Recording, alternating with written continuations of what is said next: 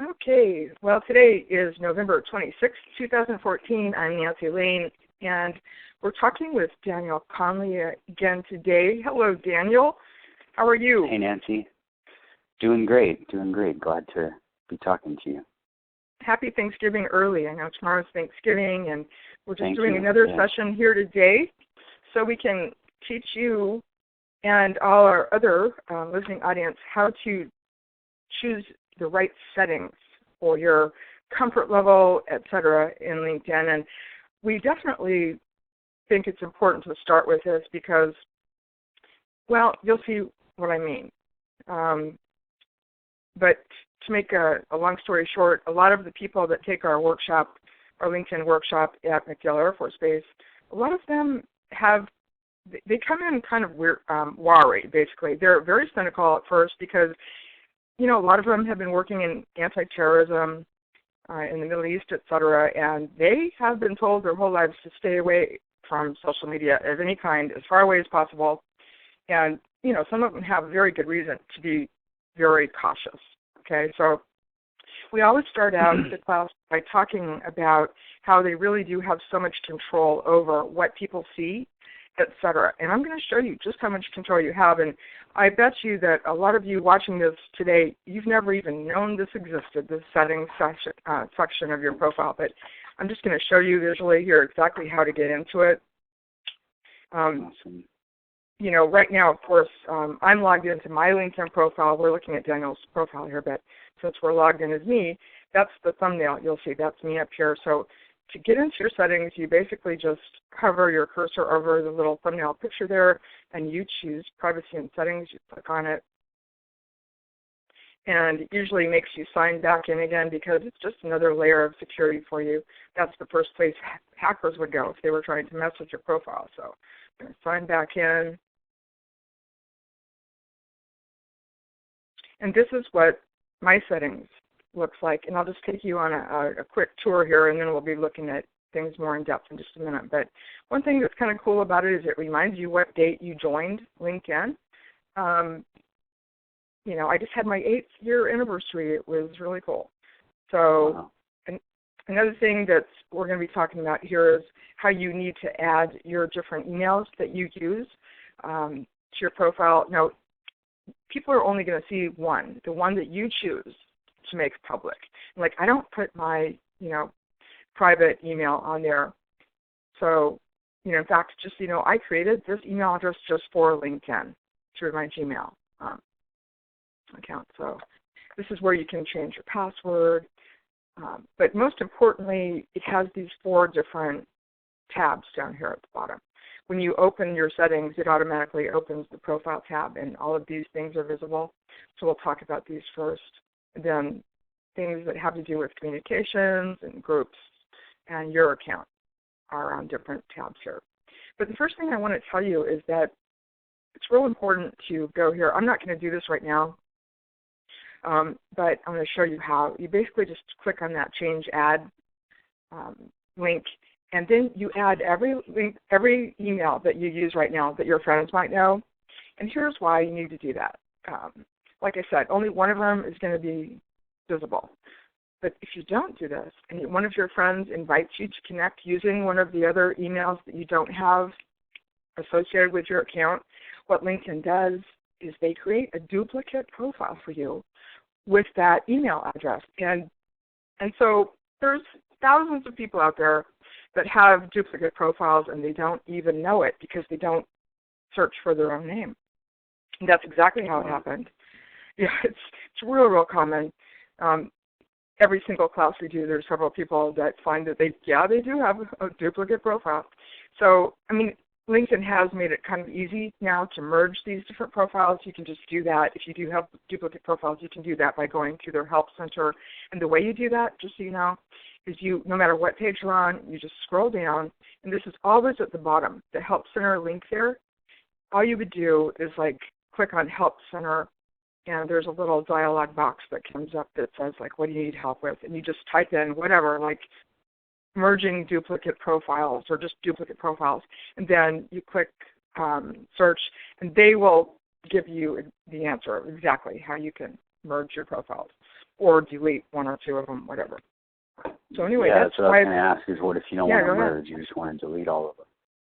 Well, if you already have a bunch of connections and recommendations on those other profiles, you might want to merge them because you don't want to lose all that stuff, Okay. But if you have one or two that there's nothing on it, then just go ahead and delete those.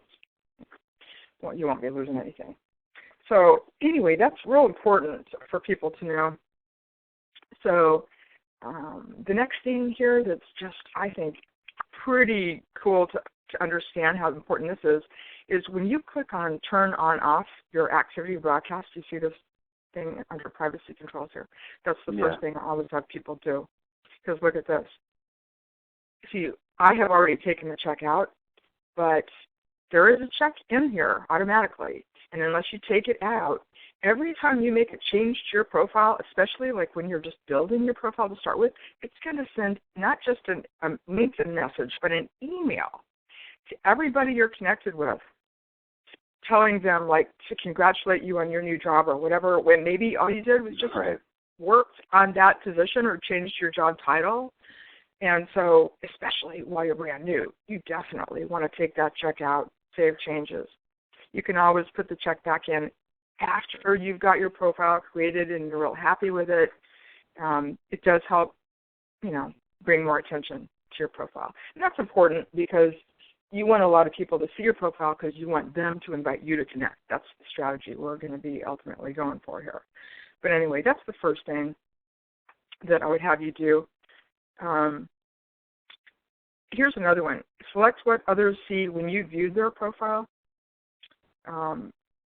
Personally, I'm just totally anonymous. Now, I just have it that way because I'm always doing research for other clients of mine, etc.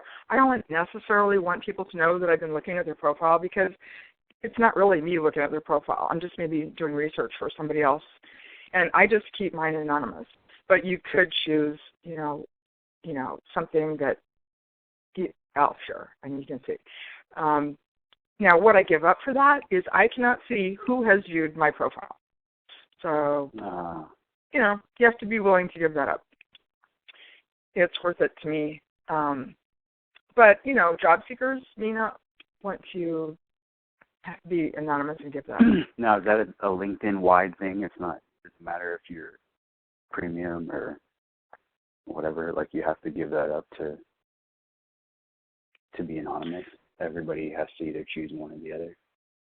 Well, thanks for asking that, because I need to tell you that since this is for veterans and active duty military that we're making this recording, if you do take advantage of LinkedIn's 1 year free, the job seeker premium account, and I would actually encourage you to do that. That is, you're going to be able to see who's looked at you, and I don't think that you really have this choice, come to think of it. So anyway, that's awesome. I know that we're going to have a lot of civilians watching this too, so I'll just say that you do have an option if you're a civilian. So another thing on here is, let's see here. Oh, here's one that I really do encourage you to click on, is this show hide viewers of this profile also viewed. And I'll tell you what this means. You see, I've already taken the check out of mine. But put it this way. There's no way that this helps you to have that check in there. It takes up page space too, doesn't it? Because I'm trying to think of where this gets shown on the page. It gets shown on your homepage. And bottom line, if you're looking for a job especially, what it does is it leads people directly to people with your skills. And the recruiters like it. It's good for the recruiters, but it's not good for you, the job seeker. So, we'll show you more later about what that actually looks like. But I just said, just take that check out and say it changes. Bottom line. Okay. Something else that I want to show you real quick is select who can see your connections. Now, personally, I just leave it on my connections. I want my connections, like you're connected to me on the first level. I want you to be able to see who I'm connected to on the first level because I want you to be able to ask for introductions to people. Right. but the kind of people that a lot of times will choose only them is like recruiters, because they work with a lot of people that are already working somewhere, and they don't want the world to know that they're looking for a job while they're actively working somewhere. So, but I would just say for people that are just like you and me, most people, I would say, go ahead, let people see your connections, because this is all about helping each other. Now, celebrities or, super high-profile people that have, worked, with celebrities, whatever, they might have a real reason for hiding their connections, but most people really don't. So let's just X out of that. Now, you'll see there's a lot of other things here. These things, it is important for you just to take a little bit of time and just go through these things, and the rest of them are pretty self-explanatory. Just for the sake of time, we're just going to move on to the Communications tab. Now, this is real important. Let's click on Set the Frequency of Emails. And, one common complaint people have about being involved in LinkedIn, especially if they're a member of lots of groups, is they get too many emails. Well, little do they know, they have complete control over how many emails they get, and this is the screen where you decide that.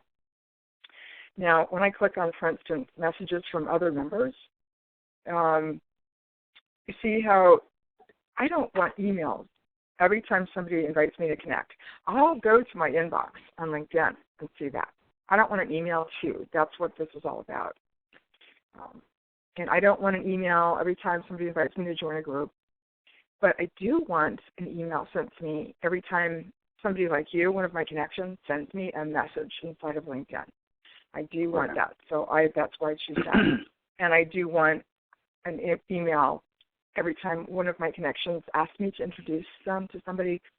But the rest of this, I just choose no email. And you just save the changes. Another thing is you have total control over what kind of news and group digests. Like, for instance, this one you definitely want to click on, because I encourage everybody to join 50 groups. Why? Because that's the most LinkedIn will let you join. And I do not want an email every time somebody breathes in all of these groups I'm in. The only ones that I choose to be a lot. Yeah. Can you imagine? It's like, this is why people. Yeah, I've had it happen. Yeah. This is going to save so many people. I can just hear everybody going, oh, thank God, because that's the biggest problem people have. They just get too many emails. So there's only a few groups that I want a digest. Some of them I'll have daily, like the groups I own or manage. I want to know everything that goes on in them. But, some of these other ones, once a week, fine. And there's really only a couple that I even choose that on. Almost every other, you see all these groups I'm in, almost every other one, I have no email. I get too many emails right now.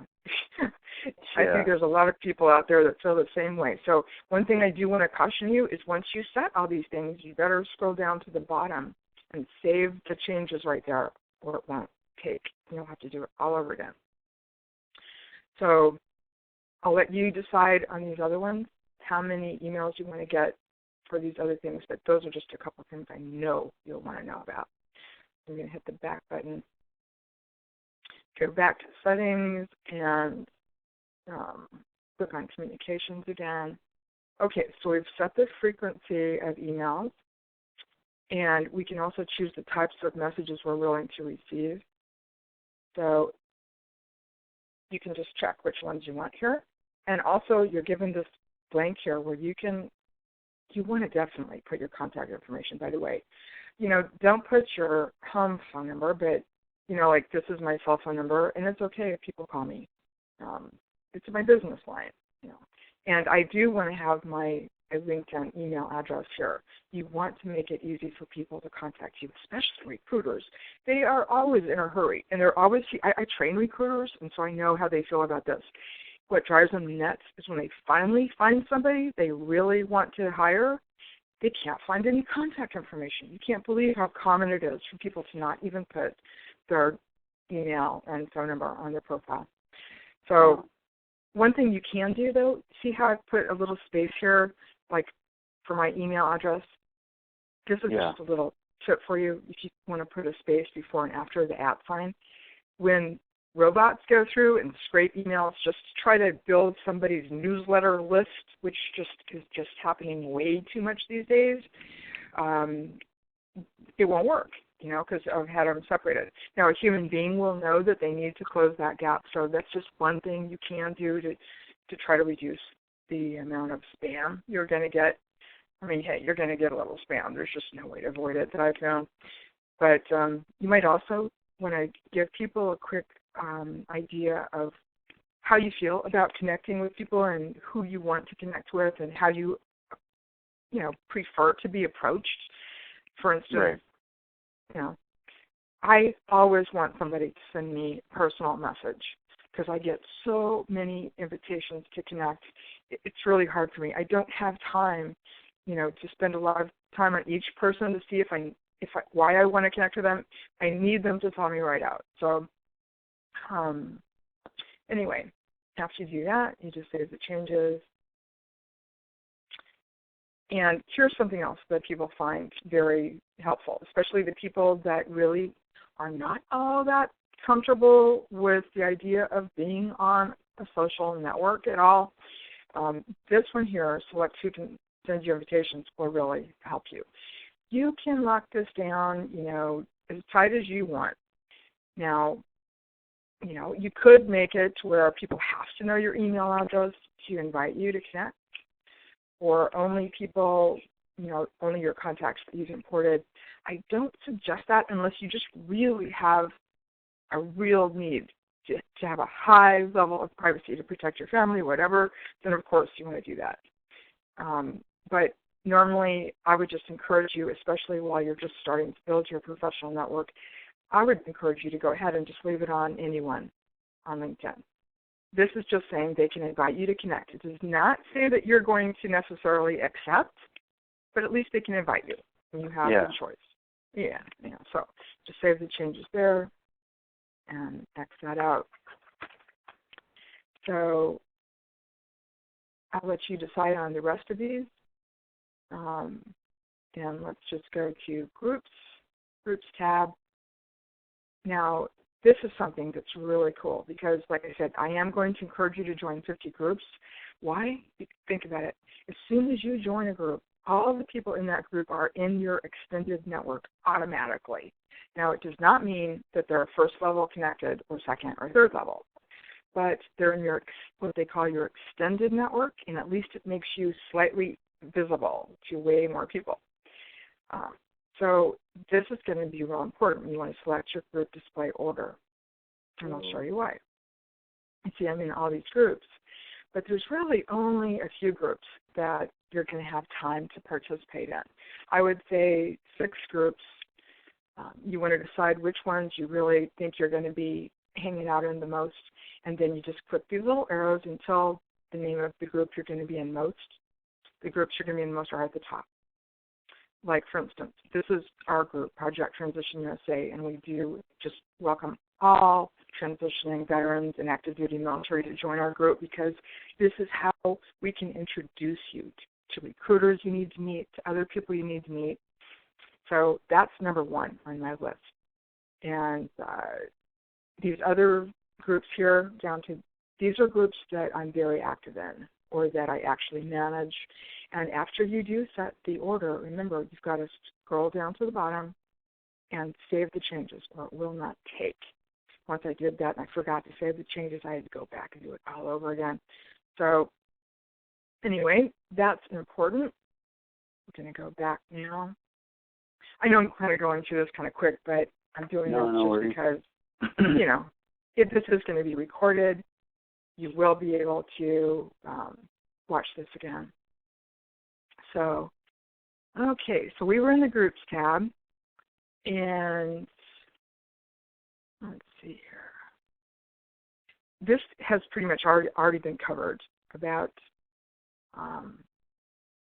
well, actually, let's go ahead and click on this, because this is a little bit different, actually. What this one is about, remember, this is called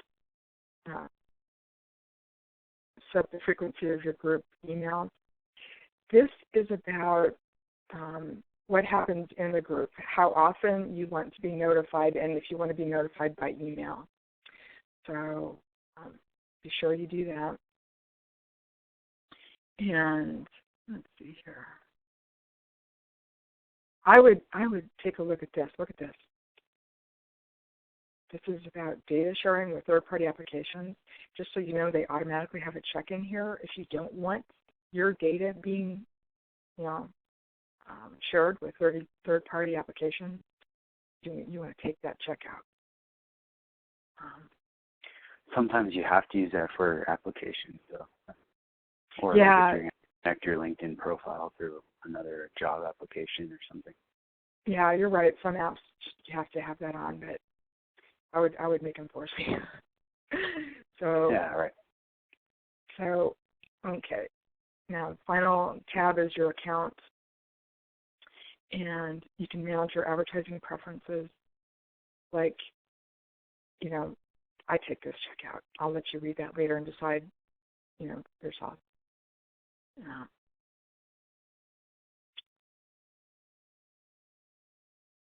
I think what I'm going to do is just let you look through these yourself, but just so you know, this is pretty much where you can close your account anytime you want to. I wouldn't think you would want to, but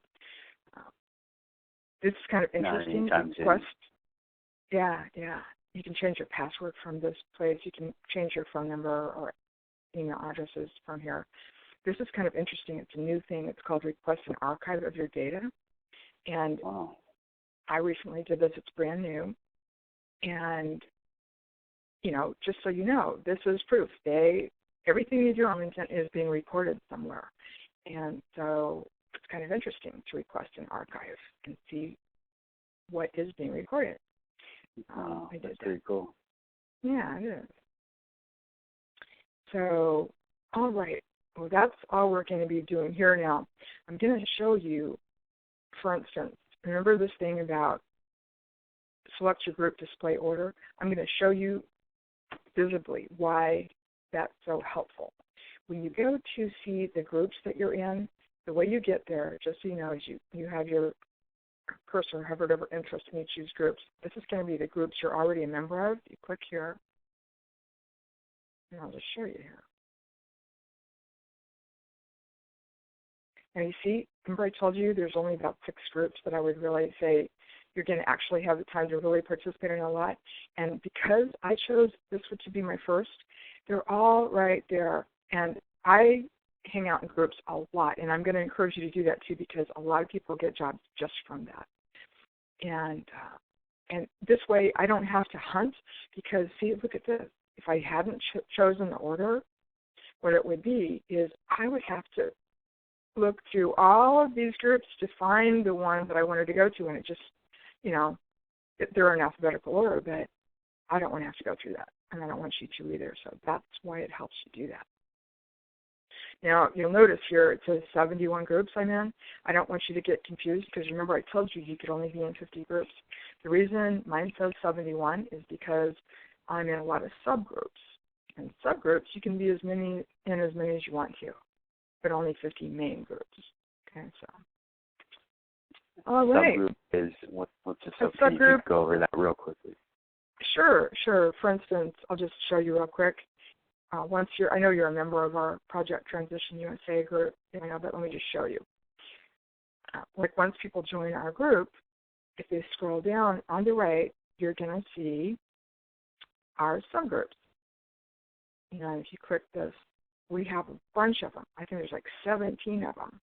And the reason we formed these is, like, for instance, you are an IT person, right? So you want to join our IT subgroup. That's what I mean by subgroup. It's still part of the parent group, of Project Transition USA. But you might want to join several of these.